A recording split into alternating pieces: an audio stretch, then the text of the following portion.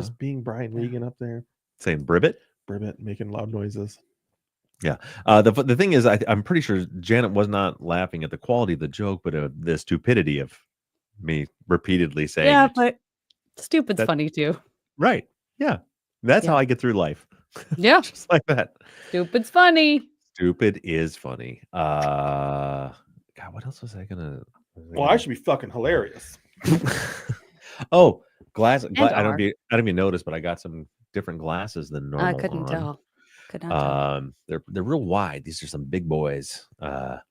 These guys. So it was time for my annual eye exam. And you know what?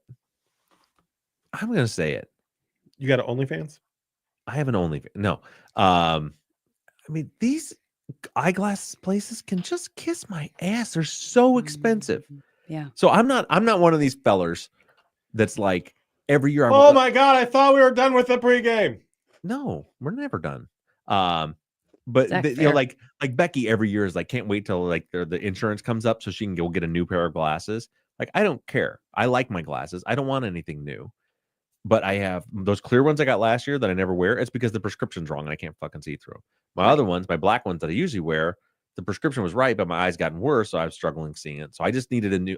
So I went to RX Optical. I have my insurance, and I'm like, okay, I just need an exam, figure out when. And my prescription had changed. I'm like, all I want you to do is put new lenses in these two sets of frames. I don't want new glasses. They're like, well, you get $150. I'm like, I don't care. I like those. All I want is lenses in these two frames. Now, I did add one thing in one of the pairs, my black Ray-Bans, because I feel like they kind of look like sunglasses. I had them put the transitions in that pair, so like they turned into sunglasses. Have you ever had any of those? Have you? Yeah. But they don't go. The ones I have don't go full sunglass. They just go to like a tint, kind of darker tint. Sunglass. See, that's funny. But yeah, so these, I was like, that way I'll have, because I can't read anything, and I was talking to my old popsy about this, about how, like, he's like, why don't you just wear reading glasses? Because I wear the progressives, but it's like, I feel like reading glasses are out of date. Like, you could wear reading glasses back in the day when it's like, oh, it's time to read the newspaper. I'll put my reading glasses on. But now, like with phones and like, it's too much. It's constant. That's why I wear the progressives. So anyway, reusing my old frames with insurance, just putting new lenses in those two frames. Guess how much it costs with insurance? $957. $275. Zach's a lot closer. It was $840. What? No, that's crazy. Yeah, this how they get you. How they get you is they're like, okay, yeah, we're just gonna put frames in there, and you want the polycarbonate frames, right? That's the best. I'm like, yeah, I guess whatever. And they're like, and then for the progressives, you want like you don't want the narrow field, you want the little bit wider field of it, yeah. And you want anti-glare, right? So when you're driving, like, yeah, like every one of those things is like another $100 on your frames or on your lenses. Whew. Yeah, and it's all done. That's like me adding avocado onto a sandwich at a sandwich place, and it's $800. Yeah, and then they make you feel like an asshole because then I'm like, well, what can I not have on them? Like, do I need? And they're like, I mean, I guess if you don't want to see while you're driving, you could get rid of the anti-glare. No. If you don't love people or your family or whatever, and yeah. So anyway, I'm saying it. Screw those. Amy, a lot of people have said Costco, but I don't know. Like, is Costco because the other problem is with the progressives, what I realize is the other places where I went where it's cheaper, they suck. Like those clear ones, I don't wear them because they did the progressives all wrong and I can't see through them. Right. You know what I mean? You'll see. You're 40 now. About 2 more years, you're going to stop being able to read shit. I can't wait. I haven't been able to read shit in a long time. Yeah, but that's a different issue. Oh. Yeah. TR, I don't recognize TR's name, but TR apparently has a Charlie Brown head. Look, the fucking tree cutters in here. Oh yeah, Brian, you should know that he was talking terrible things about you cutting down his favorite tree over on the pregame stream. Favorite tree. His favorite tree. My guess is, if I know Brian had a concern that your dead tree was going to fall on his house. Fair. No, truthfully, no. I don't know what the concern was. Actually, I truthfully, I don't care. But It wouldn't have. It wasn't big enough to fall. It wouldn't have hit either of our houses where it was at. So he was just being a nice guy. He was being a nice guy. But it was just very funny because Tracy's like, that tree's dead. I'm like, cool. Yeah. Like I couldn't see it past the dandelions. Yeah, cool. Yeah. He's a dandelion guy. I like dandelions. I like my yellow yard. My yellow yard. Yeah. Sometimes it turns white, blows away. Are we ready to end this pregame and start the? Oh God, yes. You guys are making me feel bad about myself. I thought we were having fun. True. I thought we were having fun. How the fuck are you gonna mess up your self-esteem? It's called self-esteem. See, funny. I stole that joke. That's not even a real that joke. explains At least I can admit that I stole a joke. I would admit it later. 10 years later. Yeah. All right, pre-gamers. Statute of limitations. Pre-gamers on Patreon. We love you guys so much. Hope you enjoyed that hour-long nonsense. We got to hear about hog-nosed snakes, potential house fires. You got to hear the difference between a bullfrog and a toad, and Zach telling bad jokes. We'll talk to you guys next week. We love you. Bye-bye. I ain't doing it. You're so stupid. How tender. Well, I always have to insult Zach at the end of the show. That's the fun. People listen for it. I appreciate it. I look forward to it. Okay, are we ready to get serious, guys? Fuck. Yes. I don't know what. Hold on. Let me turn my do not disturb on. I would hate to be disturbed. Janet. Yeah. What DAW do you use to record on? What? What? Is that a word? Disregard. What dog? DAW. DAW? What software do you record on? I just use GarageBand. Why the fuck didn't you call it software? I thought Janet would know what a DAW was. and I knew you wouldn't, and I thought we would have a little thing. I'm so sorry. Yeah. Digital audio workstations, what it stands for. Who's the jackass now? Yeah, I was just wondering, because what I noticed is when we're done recording, what'd you say? So far I wasn't paying attention. You're able to start converting your file and sending it while we're still talking. Mm-hmm. But on the Rodecaster, in order for me to do that, it just shuts off my audio. I can't do two things at once. Yeah. Well, thanks, Jennifer. That's really nice. Super chat. An exciting announcement about Jamie Snow tomorrow. Publicity Media One. Not that he's getting out yet, sadly. Oh, exciting. So we'll pay attention to that. We'll make sure, Jennifer will make sure we mention that. Can you tell us what it is? Or should we just say, pay attention to the news 2 days ago when you hear this? Bob's got a doll. So wait for just a minute before we... Digital asshole warning. I forgot to turn this thing on. Is that what it stands for? Yes. That's what I thought so. What did you turn on? What didn't you turn on? The comments on stage. I hate this delay because now we're just like, let's just sit in silence for a minute and wait for Jennifer. Did you guys just get louder, or is it me? I didn't get louder. Bob's loud.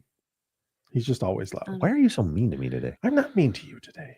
I mean to you always. She'll post about it tomorrow, but carve out some TV time next Tuesday evening. Well. Okay. Sounds exciting. All right. Hey, Janet, you ready? Hold on. Time out. When are you gone again? You leaving the 6th? The 6th, yes. Okay. Good. On your anniversary. Perfect. Should be easy for you to remember. Perfect anniversary gift. Do you see how mean he used to be? Yeah. Yeah. All right. You ready to hit record, Janet? Yeah. Let me toggle. Okay. Ready. Toggle your DAW. I've toggled over to my DAW. I've toggled my DAW as well. We can clap. I'm not going to let Zach clap. Only you and me get to clap. Yeah. I never get to clap. 1, 2, 3. One time I caught the clap. Okay. Sorry. That was funny. Are we ready? Yeah.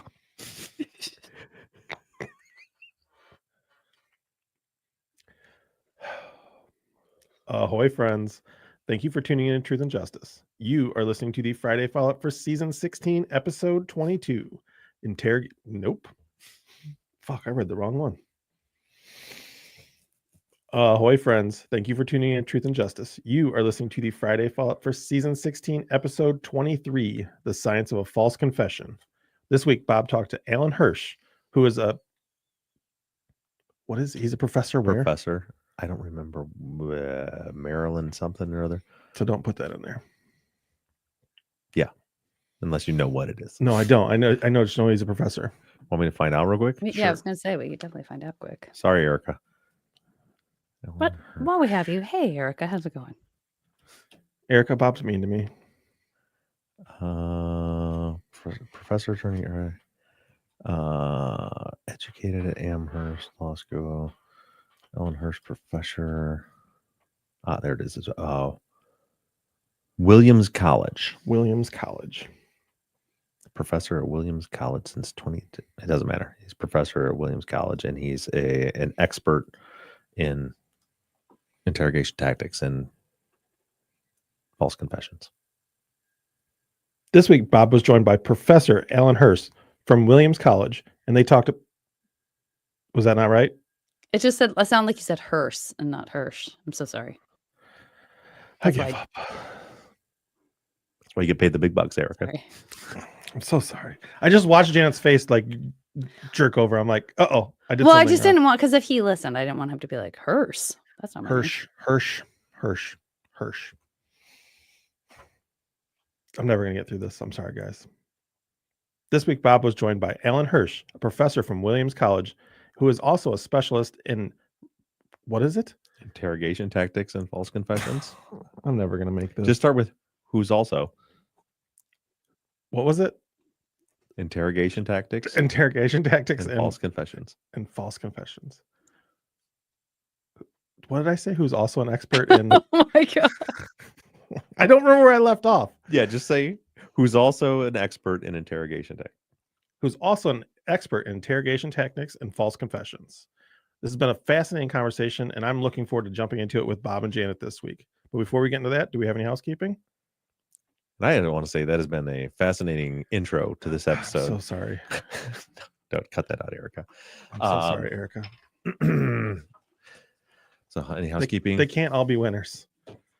I mean, you wanted me to maybe queue up or ask someone to ask you about the yeah. So I'm gonna underestimated do this. Podcast. No real housekeeping other than your second to last reminder that there will be no episode on the 8th or the following Friday. That's when we're on our vacation. Other than that, nope, nothing comes to mind. Well, nothing comes to mind. What do you want me to? You want me to be like? It's gone. He's gone. This is a fucking mess.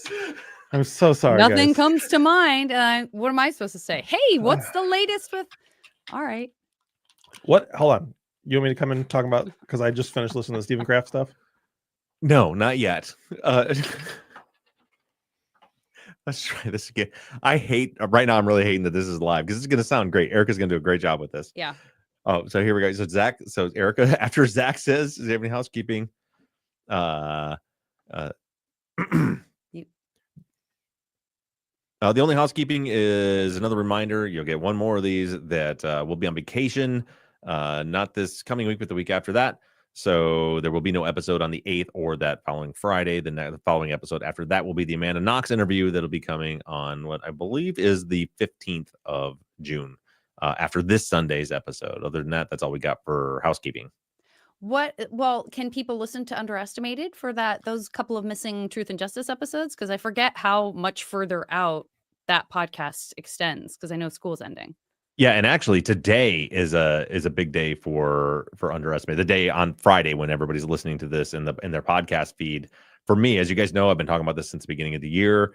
The Jeanette Robertson case is like the case that is the most near and dear to me. Like I'm obsessed with it. I've talked about the fact that I'm working on getting my private investigator's license right now, and that's one of the things that I may be trying to find a way to utilize that to be able to go and do some more work on the case. But that episode, if you guys have been listening to Underestimated, you know that there was the 5 groups all did 3 episodes of their case, and then now we're cycling back and they're doing their final episodes on that. We just had the Skelton Brothers case because of what was going on in the court there. That group shifted over and covered a case, the murder of a woman named Chelsea Small. Mm-hmm. That episode just ended on, or that series just ended on Wednesday. And this Friday, so the day you're listening to this, episode 4 of the Jeanette Robertson case is coming back, and it is. They've all done an amazing job. That episode is my favorite of all of them so far, and the work they've done in that case, they're literally breaking into new ground and uncovering new leads. And so if you haven't been listening to Underestimated, go listen to it. I would recommend listening to all of it, but at least check out those Jeanette Robertson episodes. There was the 3, the 4th one's coming. And to answer your question, Janet, yeah, so we're releasing them every Friday and Wednesday till they're all out. So I think we figured out they're going to go through the middle of July. There'll be 2 a week until all the episodes are finally out. And Zach, we hadn't talked to you about yet the Stephen Kraft episodes. Yeah, really, really good. I was very excited to finish those up. I kind of forgot that they were coming out, and because I've been so busy, but I finally got to kind of binge them and listen to them. Really well put together. Really interesting. I really like that group too decided to do like roundtable. Mm-hmm. Yeah, the other groups really hadn't do that. I really loved it that they put that together. And you got to hear. I liked it too because you got to hear a little bit of their personalities come out and like what they were really thinking. And that's another one. When the Stephen Kraft episodes, the final 2 episodes for Stephen Kraft case, they I think broke some. They didn't like. I don't want to give it too much away, but they didn't like solve it, like identify who did it. But like there's that case. That's that case is from Benton Harbor. It's right in our backyard. There's so many like wild theories that are out there, and everybody, even people that are directly connected to the case that the kids have talked to and that I've spoken to, all like they're sure that this thing or this thing or this thing happened.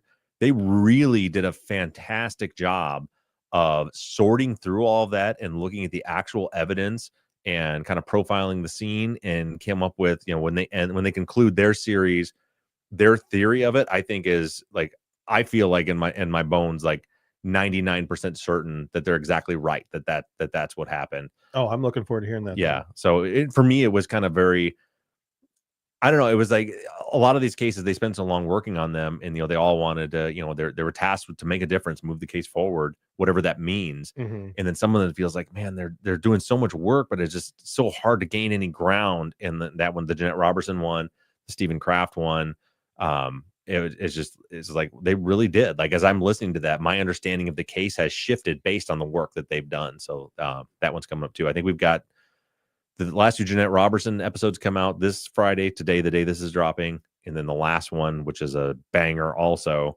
comes out next Wednesday. And then after that, it's Voiceless, Your Gracie's group.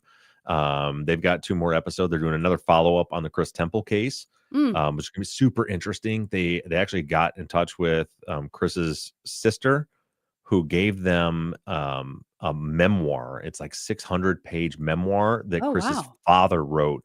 It's like a journal, like every single day. Whoa. I don't know if it's every day, but like he would write what he was doing, what happened. Is really impactful and powerful. And they decided like they wanted to do a whole episode on that. And then there's another case, another missing persons case that ties into the other ones that they did. So those 2 are coming out. Then after that, I think comes the Janice Sanders and the Janice Lang's series coming. They have 3 more episodes that group has. And then the Stephen Kraft one, they come out last. Those will be the last 2 that come out. So all that's coming on the Underestimated podcast. So if you're missing us terribly while we're gone for that week, you can pick up 3 or 4 episodes of Underestimated during that time. Outstanding. And with that being said, getting back to our topic at hand, I gotta say, like I loved my conversation with Professor Hirsch so much. Like it was interesting because it was, we kind of have the same, group of experts we've established over the years. And part of what I want to do is like get somebody that outside of, people that we've already spoken to before to get a little bit different perspective. And it's always tricky, especially if it's not like a podcaster, he does have the podcast, but like someone who's like voice, I know, whose personality, and I have no idea what I'm getting into. And I loved him to death. He's so knowledgeable, so well spoken, and just easy to talk to. Like we talked quite a bit offline too. Like Alan is fantastic. We'll definitely be tapping into that resource again later. So before we get into, I don't think we have a whole lot of listener questions, but I'm curious, what did you guys think about the episode? Did you learn anything? I did. When he brought up the different types of wrongful or false confessions, that was really interesting, and it really hit home that the idea, I think he called it the internal false confession, that really like hit home, especially in this Richard Allen case. Because that's almost what I see is maybe this confession is, he thinks he has no clue. He's so mentally distressed with everything. I mean, there's clearly issues going on, but I almost wonder if that's what it was. Where he's like, well, they keep saying I did it, like I must have done this. Yeah, and in the episode, I think you probably heard, like, could hear that kind of light bulb moment. And I don't know that that's what happened, but like, you know, way back when we were covering Richard Allen's interrogate or the confessions, I just kept saying like, I can't make sense of it. I don't know why he's doing it. It's not, you know, it just, the whole thing was weird for me. When he said that, it's like, oh, I wonder if that makes sense. You know, whether he's innocent or guilty. What if he just truly believes that he did it at that point? Like he's gotten to the point where he believes it, whether it's true or not. And on that note, our friends Dr. Shiloh and Dr. Scott on LA Not So Confidential, Shiloh was texting Janet and I, and they just recorded an episode that's, when they say it's going to drop in a couple of weeks, on right? the 6th, I think. Oh, is it? Yeah, I thought so, something like that. But they've got an episode covering a lot of the stuff, and they're going to be talking about those. And she actually they even talk about like what the actual psychological phenomenon is when people do that. So, yeah, super interesting. So check out the LA Not So Confidential episode about that as well. And it almost makes me think of it's different, but you know, I think about like the Dream Killer documentary and the Ryan Ferguson and Charles Erickson case, where Charles Erickson said, you know, he had a dream that they did it. So it must be true because he had this dream that they did it, because they were partying and they had no clue. Yeah, and we'll talk about that a little bit, because I think somebody had a question of that addressed exactly that. So we'll put a button on that for just a minute. Janet, what did you think about the interview? I also really, really enjoyed it. Had the same, you know, kind of stopped me in my tracks moment about internalized confessions, which I think, I mean, I definitely, as you said, Zach, you know, we've seen this happen before. Charles Erickson being an example, but somehow hearing it, you know, when you hear old information in a new way that gets synthesized sort of differently and just like put into such a perfect little package that you're like, oh, wow, yes, this is really coming up for me. And I'm able to make these associations with these cases that we talked about. But yeah, it was interesting. I mean, like so many of the cases that we work on, when you have someone who comes in who maybe isn't as well versed in all of the details about a case, I could sort of hear you, like, knowing that you wish that you could just exclusively talk about that, because he kept kind of leading you on to be like, well, in a situation where maybe there's, you know, no mental health issues, and you're like, oh, now I want to tell him about the mental health issues, and just sort of be able to take advantage of his experience and expertise and his willingness to share all of that. It definitely led me to listen to his podcast. I do wish there were more episodes. I'm really proud of him and his family for putting together something, just because he wanted to be able to share that with the world, you know, in a larger way than what he's able to do with his students and what he's able to do when he is, you know, brought on to testify about stuff like that.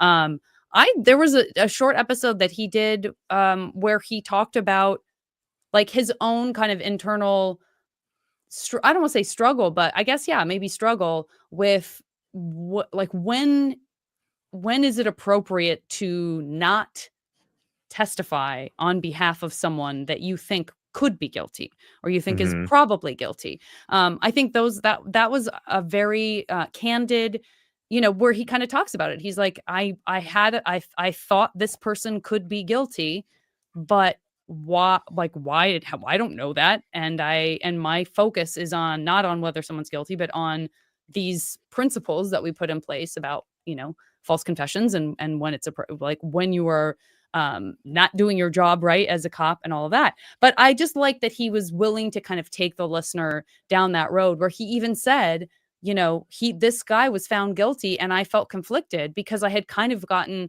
wrapped up in the defense's passion about quote unquote winning.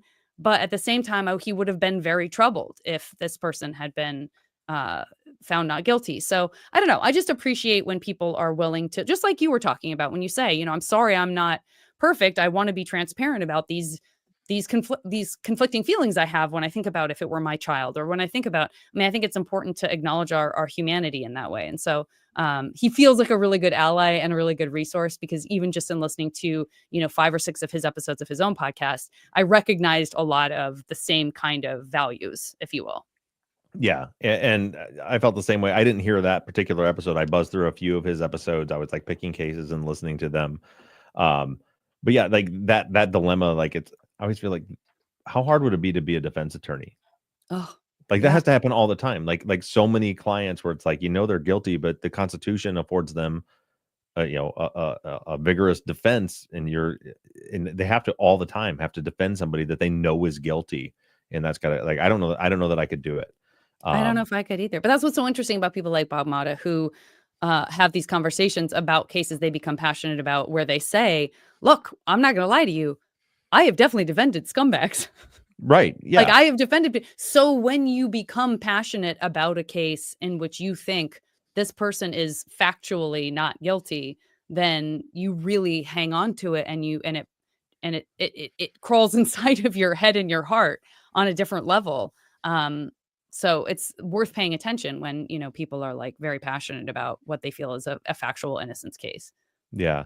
And for me, the conversation with Alan, I I never know, like, for all of you that are listening to this, for the audience, like, is this just getting like repetitive and boring? Because for me, that conversation, even though I really knew all that stuff, we've been examining these different cases and these different examples of it, but it is so the way the human mind works is so fascinating to me, and that's why, like, I'm so kind of obsessed with the read technique, not like to use it, but like how it works.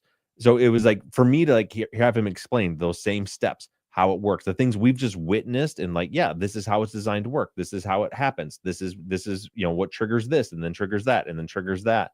It just, I don't know. It just, I can never get enough of it, because it's amazing to me how, when you just listen to interrogation, I've listened to so many this week trying to find one for the one I wanted to use for this week's episode, and it's like you hear it, it's like it's the same. And if you're not paying attention, you don't realize that, even because they sound a little different, but they're doing the same thing. And it's just, Mhm. it's so fascinating to me that, like, this formula works as well as it does to get people to confess, and I say works with kind of air quotes, because it works to get them to confess whether they actually did it or not. But yeah, I just find that fascinating. So I think there's a question about it, but I know the one thing that I wish I could have gotten a little more out of the episode is a little more like the piece technique, the piece method. I wish I Kathy could asked have about that. I Yeah. think, yeah, I knew there was a question about it, but I think that was something that, like, it was touched on for a split second, and then you guys kind of went away from it, like talking, off on a tangent on something else, which happens in conversations. But Yeah. that's something I wish I could have learned a little bit more about. Yeah. Well, the thing about it is, and so Kathy, we're answering your question now. So I want to know more about the piece method, or the piece model, it's called. Piece model. Okay. Yeah. I've done a lot of reading on it over the last week, and I've tried to look for videos of it. And basically there's not the same type of detailed information about it, because it's not designed the same way. It's literally information gathering. Like, it's a lot of the detectives asking you to speak, letting you fill the gaps. Not the big thing is, with the read technique, you go into it. You're supposed to go into it assuming you have a guilty person in front of you, and you're using it to get them to confess. So it's Right. accusatory, and there's a presumption of guilt already when you start. The piece, I keep wanting to call it mode. The piece model is not that. It's information gathering. It's, I want you to tell me what happened. Give me information that I can go take to further my investigation. So there aren't these, like, very, like, clear steps that there are in Read, where it's like, like I've said it time and time again. It says in the book, it's psychological warfare. It's not that. It's not this thing where it's like, if you do this, it's going to set them up. This whole set them up and knock them down thing. The piece model isn't like that at all. So that's why I think there's not a whole lot to expand on. It's just a lot of, like, letting the people talk, gathering information. It's a lot of receiving instead of you, like, driving the conversation. And I think that there's just not really, like, those specific bullet points to hit. And I guess I guess by you explaining that too, it makes more sense, because I was expecting, with the read technique, there's a handbook and there's like a point by point, step by step basis of how to run it. So I figured there must have been something like that as well. Well, I'm actually looking at a breakdown of what piece stands for. Mhm. So it is sort of a series of steps, and I don't know that you guys necessarily covered that. So if you want, I can just kind of read through it very quickly. Yeah, I think I read those off last week, but if you want to do it again, just to remind everybody. I'm so sorry. Yeah, I didn't remember that. Planning and preparation is your P. Finding out as much as you can about the incident under investigation, who needs to be interviewed and why. And E is both engage stage and explain. Purpose of the stage, establishing rapport. It involves showing concern for the subject's welfare by asking how they want to be addressed, how much time they have available, giving reassurance if the person seems anxious. Then we will go to A, account, clarification, and challenge. The interviewer attempts to obtain a full account, listening, not interrupting, follow-up questions to expand, perhaps challenging aspects of the interview story if there is contradictory information available, but not accusing, just kind of opening it up to like, could you help me understand? Da, da, da. C, closure. The stage involves summarizing their account and is designed to ensure there is a mutual understanding between the interviewer and the interviewee about what has taken place. And it involves verifying that everything that needs to be discussed has been covered. And then evaluation. Examine whether they achieve what they wanted from the interview. Review the status of the investigation in light of any new investigation, any new information that was received, and reflect upon how it went, what could have been done differently, and how effective it felt like it was. So yeah, so I mean, it's pretty straightforward. Yeah, and it's designed to, you notice the end of it is to then walk away, evaluate what you learned, and go out and further investigate.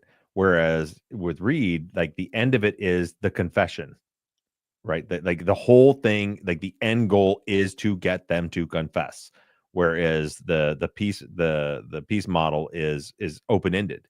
You know, it's almost like it's designed for there to be another follow up and another follow up and another follow up. So yeah, those are the, and yeah, I hang on. Yeah, and so like those steps, like to me, that's how I was originally when I was first like going to school for arson investigation and the interrogation part of it.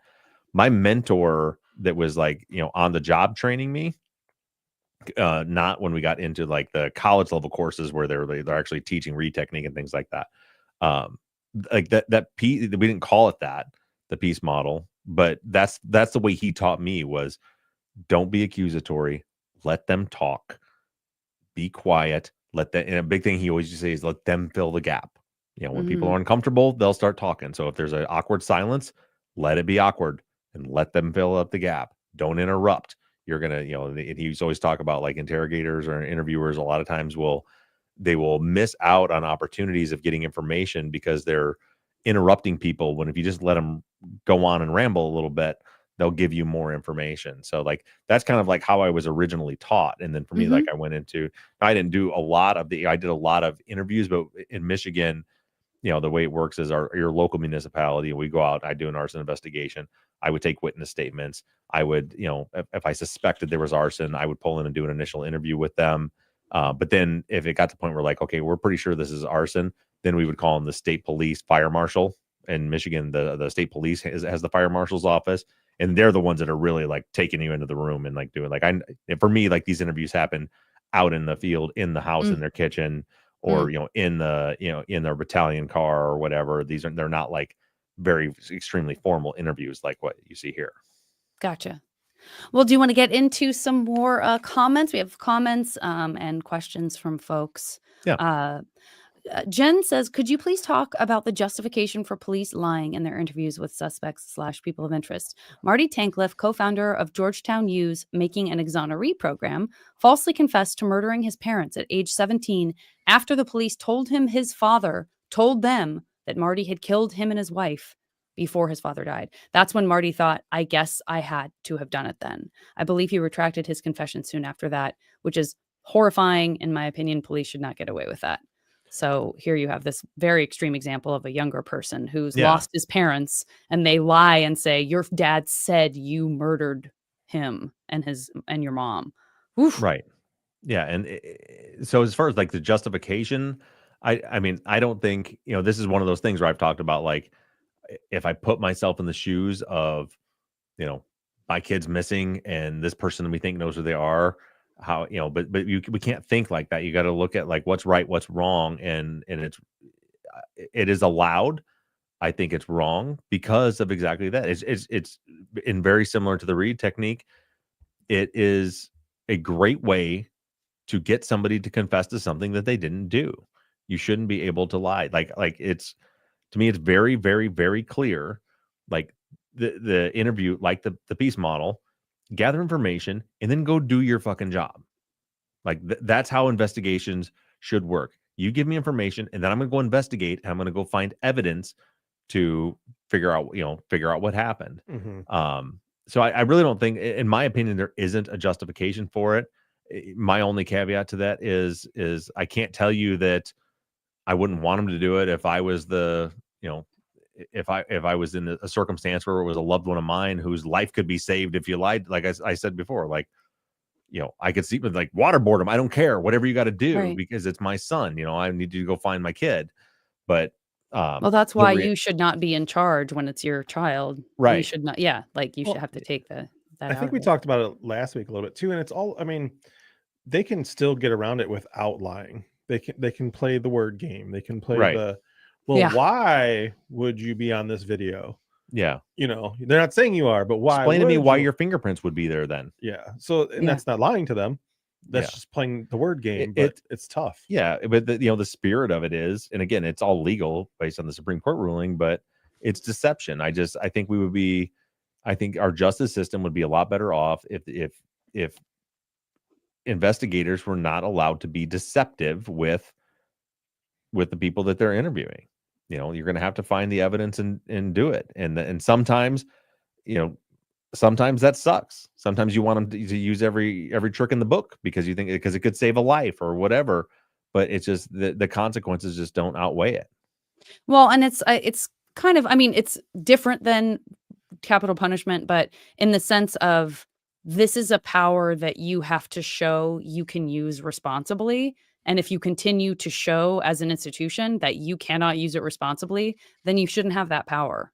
As frustrating as that is, as hard as that might be for, it's like, where's the level? Where's the, you're only as good as your worst officer or whatever. I mean, that's not, necessarily true, but like when you're talking about institutions, go ahead. Yeah. And the problem is though, that there's no way to legislate that because I don't think that anyone that's ever drawn on everyone that's ever drawn on a false confession did it intentionally, like was intentionally abusing their power. Like, look at like Jim Trainum's, the case that got him interested in it was he didn't mean, like, he thought he got a legitimate confession. He was patting himself on the back. And then he found out later through other evidence that the person said that they did this, they know for a fact was on the other side of town, couldn't have done it.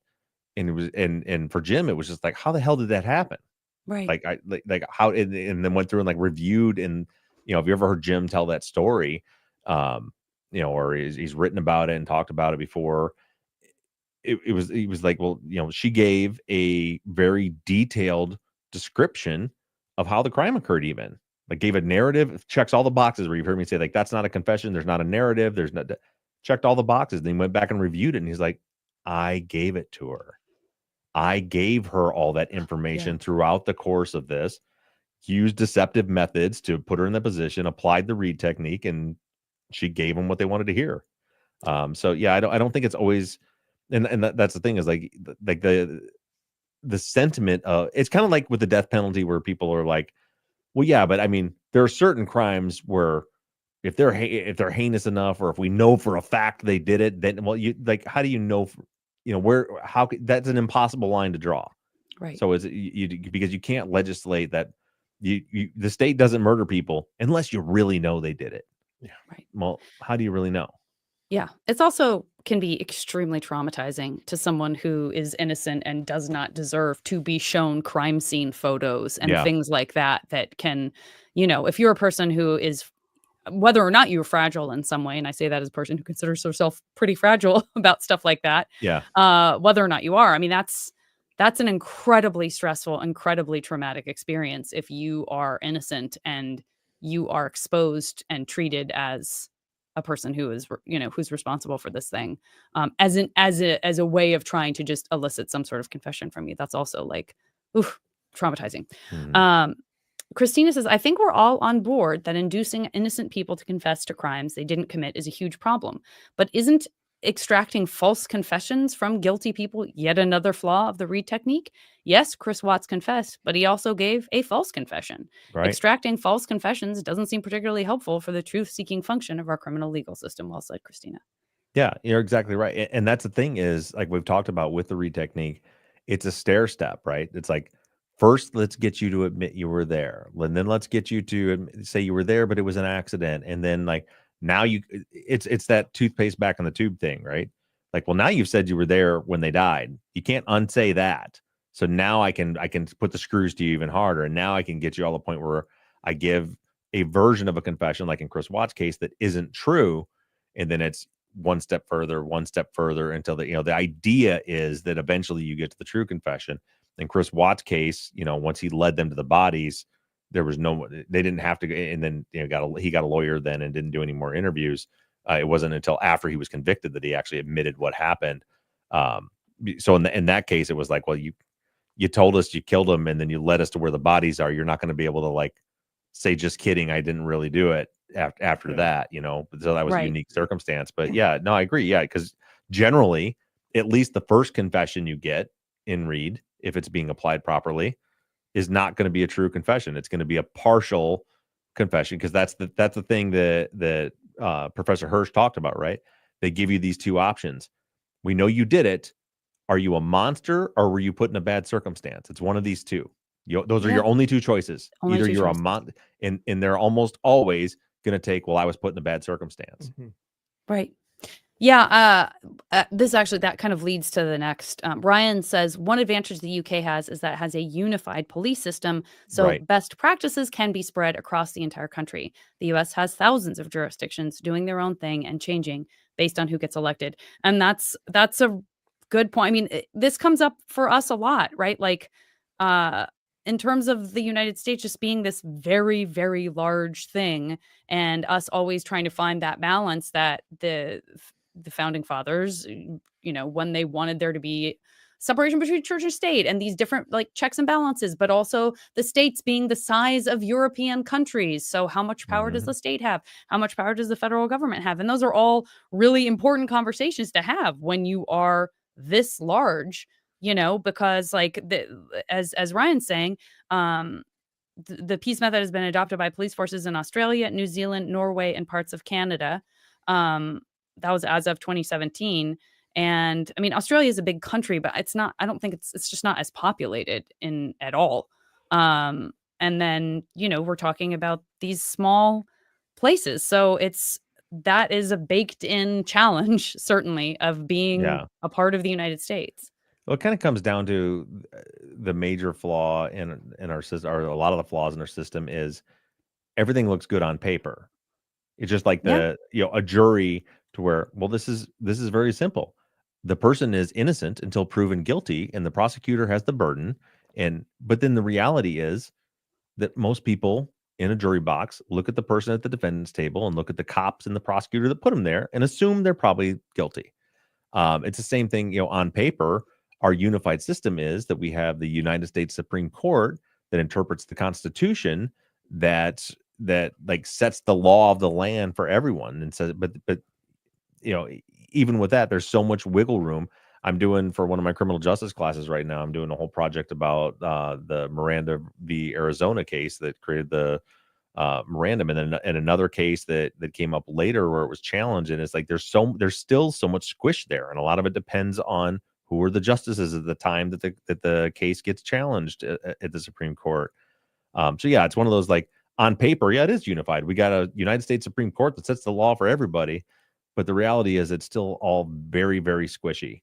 And how it gets interpreted, and the way it works is departments challenge it, and then if they challenge it and they violate something that the Supreme Court, that's how the rulings come out, right? So somebody did something, and somebody along the line said, you violated the Constitution by doing this, and then they appeal it, and it gets appealed to another court, and appealed to another court, and appealed to another court, and then the state Supreme Court, and then it can get appealed federally, and then the Supreme Court can decide if they want to hear it. So years and years later, and then if they do and they make a ruling, then that issue gets settled. But so many times it never even makes it that far. Yeah, absolutely. So to touch on something too that I just remembered from the conversation, you brought it up. You said that as the public, we expect the prosecutor, the police officers, the judges to have the person that they believe did it on trial. And as the public, we fully have trust in them that this is the person. And Alan Hirsch said it in this, that he said, to the layperson, there's so many times that things don't come across right. Like they wanted to videotape interrogation so they could show them to the jury. And then when a jury member like myself sees them say, I did it. Yeah. That's all I need to know. Right. I know that's not right. Good point. I know that's not right. But that when you hear that as a layperson, myself, in the Richard Allen case, when I heard those times that he said, I did it, I'm like, ooh, that's tough. Even though he didn't say anything, he just said, I did it. That's tough to get around. Right. Yeah. And that was one of the, I think I've said in the episode, like I felt a little justified there because there were so many people, pissed off about when I said, I understand why a juror would hear the man say, I did it, and say, well, then I'm convicting you. I fully understand that. But for me, just I know too much about, I'm not claiming to be an expert, but I know too much about how to evaluate confessions and what makes a real confession and all that. Like that doesn't mean anything to me, but it's that whole concept of, but the people in the jury box, it's really hard to get past hearing out of someone's own mouth the words, I did it. Yep. Right. Yeah. Pamela says, I'm sure many listeners know this, but I feel like because I do know this case a little bit, it's the Beatrice 6, but I feel like they don't pronounce it Beatrice. It's like, I could be wrong. Anyway, let's pretend it is Beatrice. Beatrice 6 is an incredible example of not only one person falsely confessing, but 6 individuals all falsely confessing to the rape and murder of Helen Wilson in 1985. They were all eventually exonerated due to DNA evidence in 2008. There's an HBO documentary about it. And then, yes, Pamela also mentions the coerced internalized confession of Charles Erickson. And we talked about that before with Ryan Ferguson. And that he was eventually exonerated and that Charles was released on parole in January of 2023. Yeah, that's, yeah, 6 people all saying, yeah, it's true. This is what happened. I mean, in all these stories and look, surely these aren't like the norm. Like that's not the overwhelming majority of confessions aren't false confessions. But the fact that all of these stories that we're hearing are why, for me, when I'm evaluating a case, for the one we've been talking about, like the Richard Allen case, like I'm not sold because of it. When I hear it's like, oh, well, they confessed, my brain can't say, oh, well, then they did it. Like I have to, like, you have to show me evidence that they did it, that they did it, real evidence, hard evidence that they did it in order for me to get there. Because I just I know, and that it does happen. False confessions do happen. If you don't take anything else away from this, out of this whole kind of series that this is turning into, is just that false confessions do happen. There has to be more to the case than just a confession. And that we also, go ahead, Zach. Well, as I was thinking about that, I know false confessions happen. And I know you're not talking directly at me, but I think about it. I know false confessions happen. And I always lead to like the Jesse Miss Kelly confession. And I know that's false, but that's just straight hearing it and knowing what he's putting out there doesn't match up. Right. So I think there's a hard line of like, you see this one and the facts don't match up, but this is what they're using. And then you get something as simple as Richard Allen just saying, I did it. Yeah. That's harder to pass on my end. Right. Because I can't see anything. Because you know too much about it now, right? So It makes you question it. And that's that was like my whole point with that is like, I did it. Show me how that fits with like, I need a narrative, as opposed to like Chris Watts. So he gave a confession, even though it wasn't, a totally true confession, but then he took them out and showed them where he put the bodies. Like now I'm convinced. Yes. Like, right. Then there plus there was the video, there's all the different evidence that stacked up against him that added up to it. But when you have like in a vacuum, this confession, whether it's just an I did it or even a narrative that does like Jesse Miss Kelly, there is a narrative there, but it doesn't fit the evidence, then you're that's not going to convince me. Well, I'm also going to say too, and I know this isn't what you mean, but like for my perspective, it didn't even happen in a vacuum. It happened under extremely specific extenuating circumstances, which is, this person was being treated like an animal and had a complete psychotic break. And that is also a huge factor in what does this mean and when can I take it seriously? But it's so understandable too. Like think about how much information, and this goes back to why I appreciate you really wanting to look at source material as much as possible and really not being comfortable even making an assessment with the information you have, knowing that it is as close to the source material as you can possibly get, and in some cases is the source material, but that we hear things second, third, fourth, fifth hand. We hear things anecdotally. A friend of ours we like and trust has been following the case, and you go, "Oh, so what's the story with this Richard Allen thing?" And your friend goes, "Oh, he confessed. It's simple as that." And you walk away going, "Oh yeah, no, I'm going to spread it around also." Like, he confessed. It's so simple. Like, that is so easy for us to do. The internet makes it so easy for us to do. And that is another problem with kind of like, yeah, just people's lives are on the line, but it's so easy for us to just rehash and regurgitate things that we hear without really getting a chance to see that source material. Yeah, and that's as much as well, I think all three of us, me probably more than the rest of you, like take so much shit for things, because what I try to do is to not make a solid statement or opinion on a case or on something like this unless I've seen firsthand the evidence that, the Richard Allen, and I still haven't made a strong opinion on Richard Allen's case, but as you guys have heard me go through this progress, I'm like, I haven't seen any, I haven't seen the evidence to convince me that this has happened. I need to see the evidence, and I try to do that with everything. And unfortunately, then if you're just if you not being sure doesn't align with other people, sometimes that just people want you to be sure. They do. They want you to be sure, and they want you to agree with them. But I can't be sure unless I see evidence. It's very unsettling for humans to live in that gray space. And you and Shiloh talked about it on an episode that she did with you. It's very uncomfortable. And so there's a reason that people who make these declarative statements and fearmonger get millions of hits without having facts, because it feels safer to be told by someone who sounds really sure and really emotional about something. That feels like there's order to the chaos, even if the order is like scary, like, oh, the world is a scary place. You feel like, well, at least I have the information. Like, at least QAnon is telling me what I need to know about what's really going on. Like that feeling. And it's very unsettling, I think, for people, a certain type of person. Understandably, I have empathy for them. I feel that way sometimes, to hear someone say, honestly, I don't have enough information. I just don't know. Like, but that's a really good place to be morally. And I really respect people like you who are willing to stand that ground, because we have to have that. I appreciate that. But, and what's interesting, though, is whether they agree or disagree. If you look at like throughout, not even just, let's get out of true crime, like even like other spaces, even, for example, I've talked about before, it doesn't matter, but just anecdotally, like I trade in the crypto market sometime, right? And there's a million YouTubers out there do that. The ones that have like the millions of viewers are the ones that come on every day and tell you with 100% certainty, this is what's going to happen next. This is what this means. They have literally millions of viewers.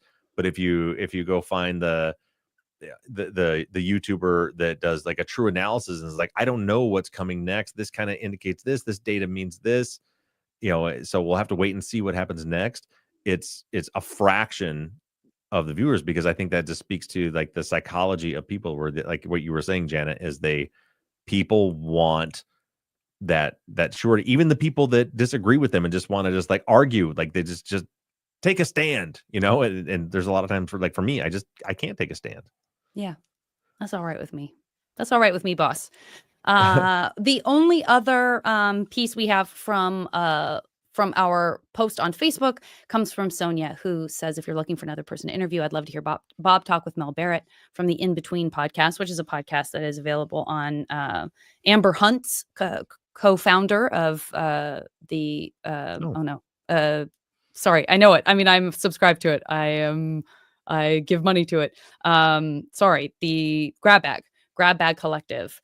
Okay. Mel's podcast is on that. She, I believe, has done extensive research and interviews and uncovered some things with Pamela Smart, and also is very interested in wrongful convictions. So Sonia makes that recommendation, and Mel's very cool. That could be a cool conversation. But as always, we appreciate all of the feedback and the input. Yeah, and I'll store that. I already actually flagged that. My hope is as we're wrapping this up to kind of where things are going, my hope is that we're getting ready after I get back after this Amanda Knox interview, that we're going to be starting season 17. Like we're there. I just had a Zoom meeting with the attorneys on the case Friday, like during my like prep period from school. Like we were going over like some case material stuff. Like I'd mentioned before, Eric already has the outlines done for the first 3 episodes. So my intention is, this is what we have going forward. First of all, this Sunday in 2 days is the last main episode before our vacation. And in this one, after we did, we did the Richard Allen and the interrogation, kind of analyzed that. And Janet asked, well, what does it sound like when it's applied to a guilty person? So we did Chris Watts. And then there were people that said, well, what about when it's applied to someone who we know is guilty, but they didn't confess? Which I find fascinating too. It's a little trickier to find, like, especially like the piece, because what I'm trying to do is apples to apples, right? So like the steps of the read technique, which, both in Richard Allen's second interview and the Chris Watts interview, we began with the phase where they come in and confront them with the indisputable evidence and go from there. The one I ended up with it doesn't quite fit that. And I'll just explain it a little bit here now. How I landed on it. We're going to go over Casey Anthony's second recorded interview. It is a perfect example of these exact same steps of the read technique. And the caveat here is Casey Anthony was acquitted for the murder of Kaylee. So she was not. She is, by the law, she is not guilty. I know there are a lot of people that are convinced she is. There are some people that are convinced that she's not. This isn't about debating that, but I decided to go ahead and go with hers because it fits. It's a super unique interview. Her reactions are very unique in this interview compared to what we've heard before. And what we do know is in this interview, she's not telling the truth. So we do at least know that, because the story you're hearing in this interview, later her defense presents her defense presents a theory that that Kaylee died and that her Casey's dad disposed of the body. I think it was in like 2022. Casey did an interview where she said that she actually saw her dad present Kaylee's lifeless body to her, right? So all of that is not what she says in this interview. So I decided it was, I hate to say close enough, but it goes through those steps of the read technique for someone that at least we know is not telling the truth in it. So you can kind of hear how that person reacts. And it's also very, very different responses than what we heard from Richard Allen or from what we heard from Chris Watts. And part of that is, the other thing for you guys to listen to is some of those, the interrogation techniques. In my opinion, the interviewer in her interrogation really, kind of shit the bed, because he did the exact opposite of what we're talking about here when especially when we're talking about like the piece model. Is he talks, I was actually listening through some of it in class, and a couple of my students were there, like, they're always interested in what I'm researching and what I'm doing when I'm on a break. They'll come hang out in my room, and one of them like said the same thing I had written down in my notes. Or like, I don't think I've heard her say a word in like 10 minutes. And it's like, yeah, that's the problem. He never gave her space to breathe. He never made her account for things. He and she just sat there quiet while he rambled on. So it's an interesting one. I think that, knowing that again, what she's saying isn't true. We hear the different steps being applied. We hear that, that ultimatum, are you a monster, or was there a circumstance? We hear them go through all those steps, and we get to hear what someone who is at least, seemingly lying, how they handled those. And so you can kind of compare that. So that's coming this Sunday. We'll do a follow-up next week. We'll record on Wednesday. You guys are still Wednesday, right? Yep. Just so good for you, Janet. Yeah. We'll record on Wednesday for next week's follow-up. That follow-up will drop next Friday, and then we're on vacation. So there'll be no episode next Sunday. There'll be no follow-up that coming Friday. When we come back, we'll have, which I think is the 15th of June, Father's Day. On that day, I have the interview with Amanda Knox, where she can talk about her 6-part miniseries she did on false confessions. And we're talking about her book and some other things that she's doing. And we'll do that follow-up. And then my intention is then on the 22nd of June is to do season 17, episode 1. That is the plan. I don't see any reason. We haven't been able to like get out in the field and record interviews we want to yet, but I think we're still in a position where we can go ahead and get that season started. There's a story that needs to be told. And in my opinion, at least at this point, it seems like someone who was most definitely wrongfully convicted, and the system did him wrong. And I'm excited to engage the Truth and Justice Army into yet another fight. And for now, that's going to wrap us up for this week. And you guys will have that interview or that interrogation of Casey Anthony on Sunday. We'll talk to you again next week. Thanks, everybody. Bye, guys. All right. Off on the old audio ski. Hey, I'm really sorry about shitting the bed on the intro. Well, don't apologize to us. You apologize to Erica. Maybe you should write it. Maybe you should make a card for her and put it on her desk. Yeah. Dear Erica, I'm probably going to give her a chuckle. Let me count the ways that I'm sorry. I'll have a good time. I'll get texted in the morning like you because I was just as bad making it worse. She's gonna be like, I also was. You were making some fucker. faces, Bob. I'm not sure I've ever seen you make. Your face was killing me. I was like, who's that guy? Oh, good time. Well, guys, I know Janet's, I'm sure, has stuff to do. It's 6 o'clock there. It's 9 o'clock here. My stupid son tried to burn the house down. So, I'm tired. So, we're going to go and wrap this thing up. But thank you guys, everybody following along on the YouTube. We love you guys. Love you, Janet. And we'll talk to you guys. Thanks, guys. Love everybody. Bye, guys. Bye, guys. Bye, guys.